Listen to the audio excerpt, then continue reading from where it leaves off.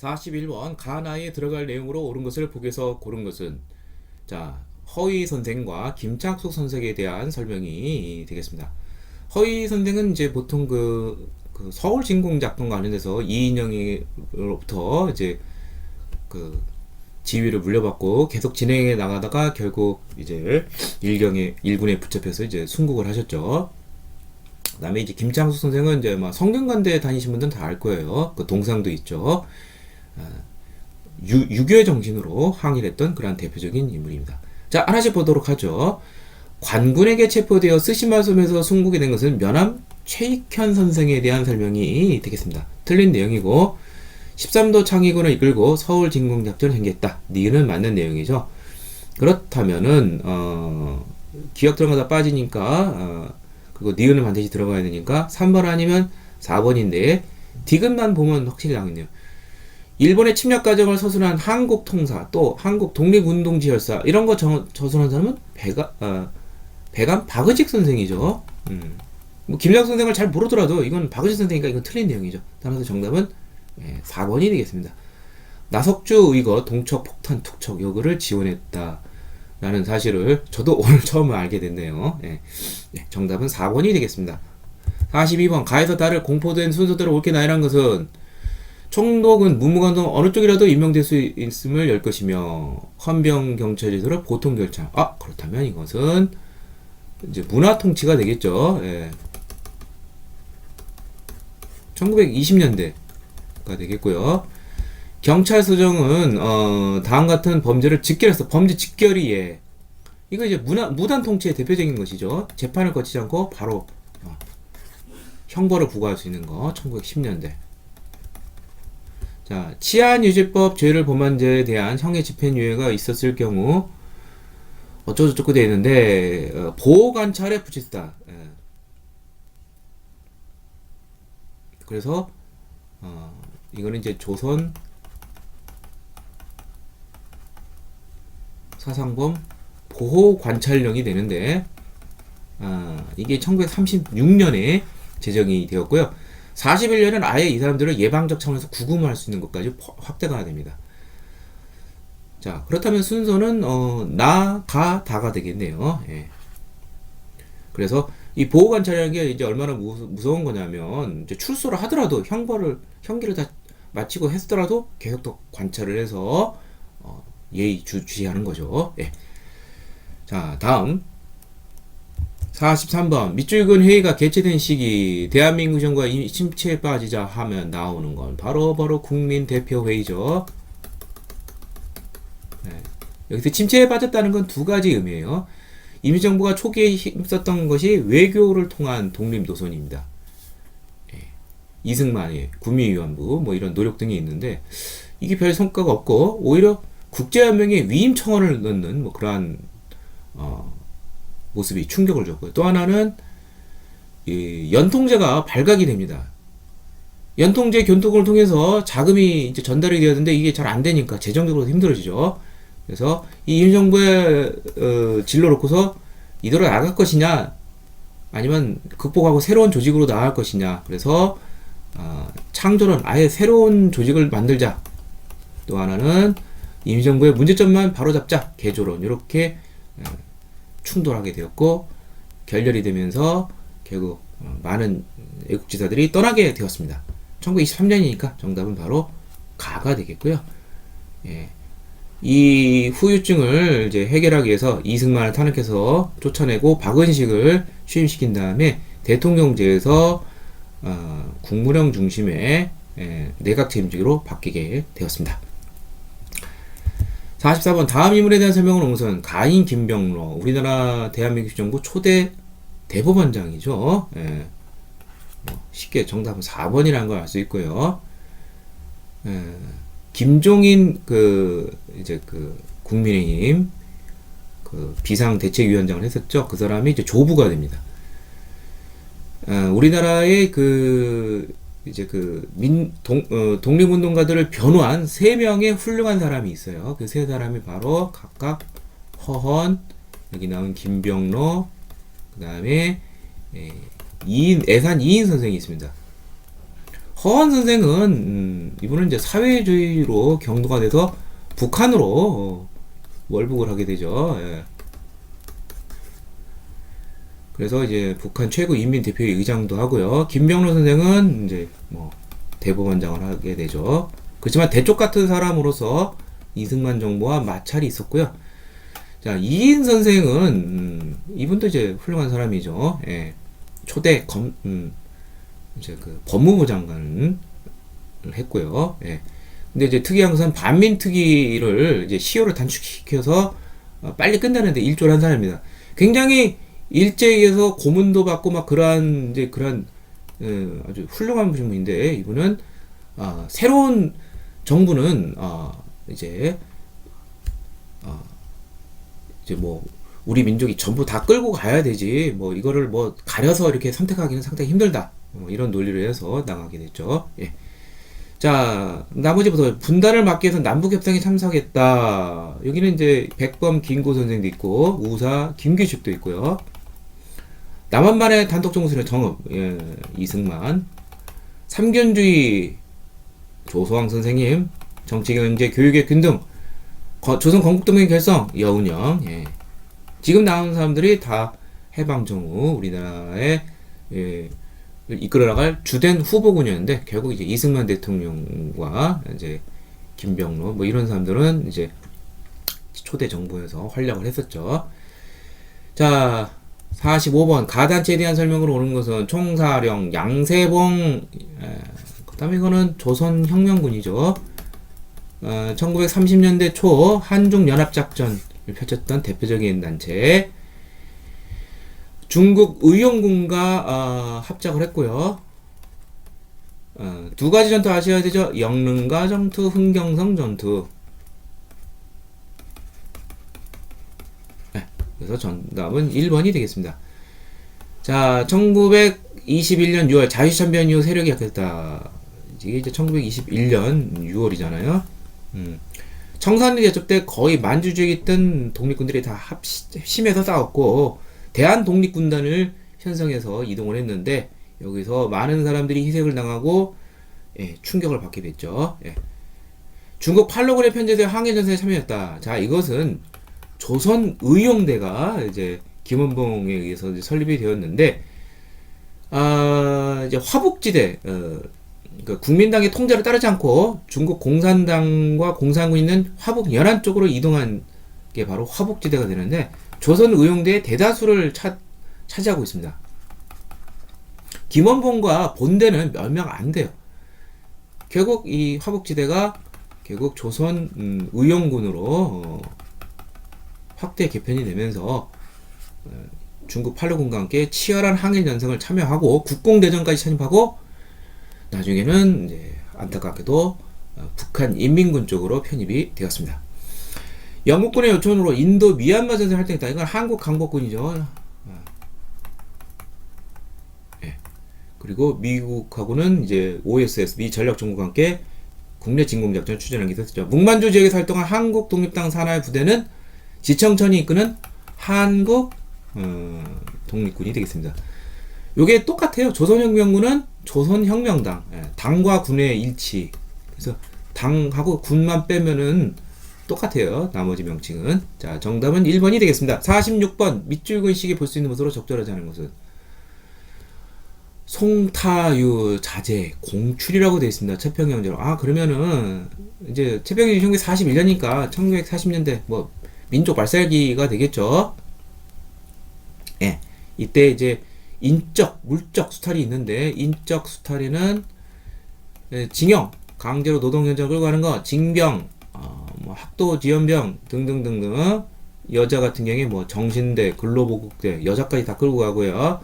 물적 수탈로는 지금 나온 것처럼 금속 공출이라든지 미국 공출이 있었죠. 대가성 없이 그냥 뜯어가는 거죠. 그 다음에 사회 전반적으로는 황국 신민화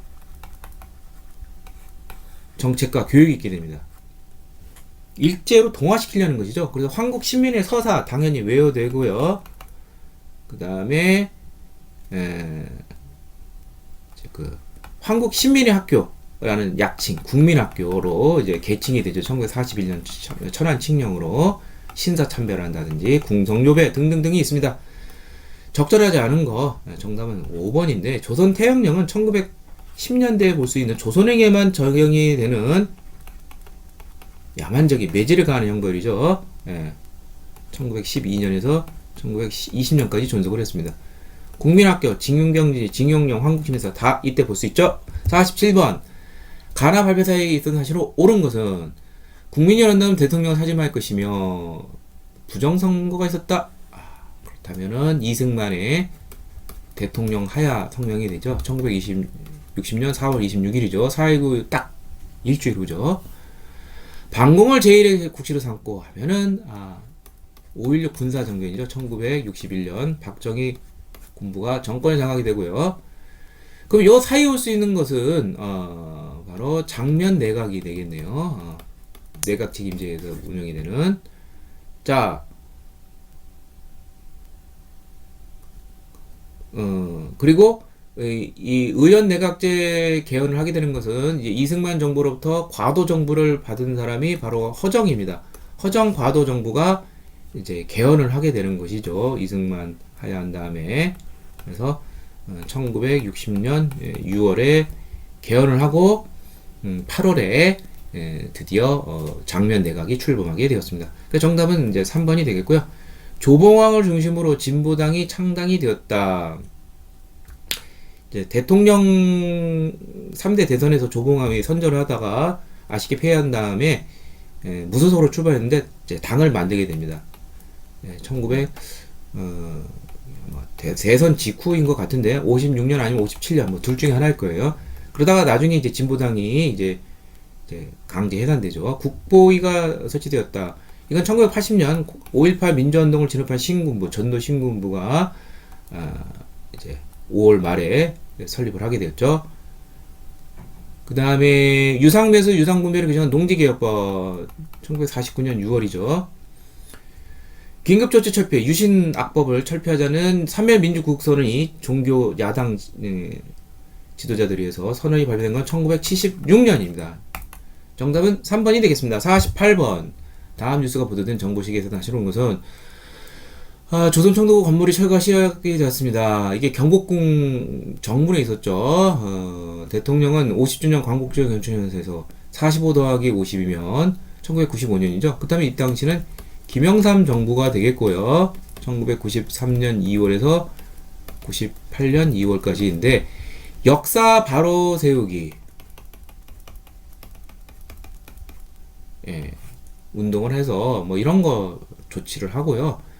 뭐 5.18 민주화 운동을 이제 진상을 규명을 하고 처벌하고 또 12.12 사태 등 뭐 등등등등 이런 작업을 했습니다. 뭐 이런 건 참 잘했어요.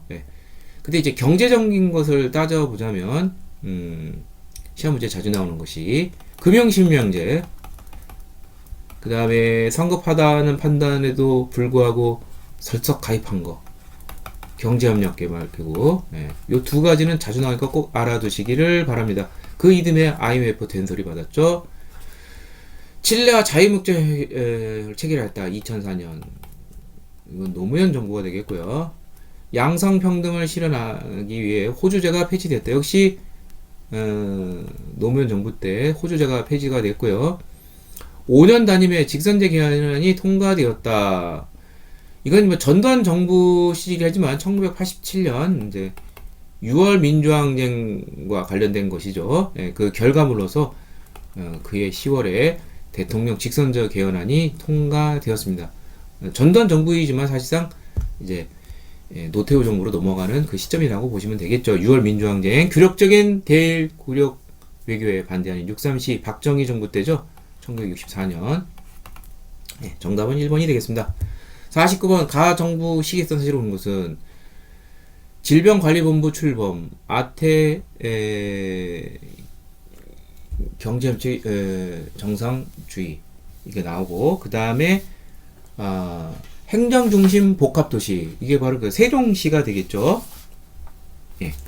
자 이건 무엇이냐? 질병관리본부가 이거 지금 혹시 이거 정은경 뭐 그분이 생각나서 지금 문재인 정부 아니냐 생각하기 쉬운데 이거는 노무현 정부가 되겠습니다. 노무현 정부 때 이게 나왔고요. 그 다음에 이제 결정적인 건 이제 세종시 행정중 이쪽으로 수도를 인정하다가 이제 무산이 되고 행정중심 복합도시로 이제 건설을 했었죠. 자, 그럼 하나씩 보도록 하죠. 전국 민주노동조합 총연맹이 창립이 되었다. 자, 민주노총이 이제 언제 창립이 되었느냐? 제가 알기로는 저도 확실하지는 않네요. 이게 이제 김영삼 정부인 것 같은데, 예. 김영삼 정부 아니면 최소 노태우 정부까지. 예. 국제통화기금 채무를 조기 상환했다. 이건 이제 김대중 정부가 되겠죠. 예. 경제정의실천연합대회 창립대가 개최되었다. 야, 이것도 좀 까다롭긴 하네요. 예. 이것도 이제 김영삼 정부가 아닐까 뭐 추론을 하는데, 예.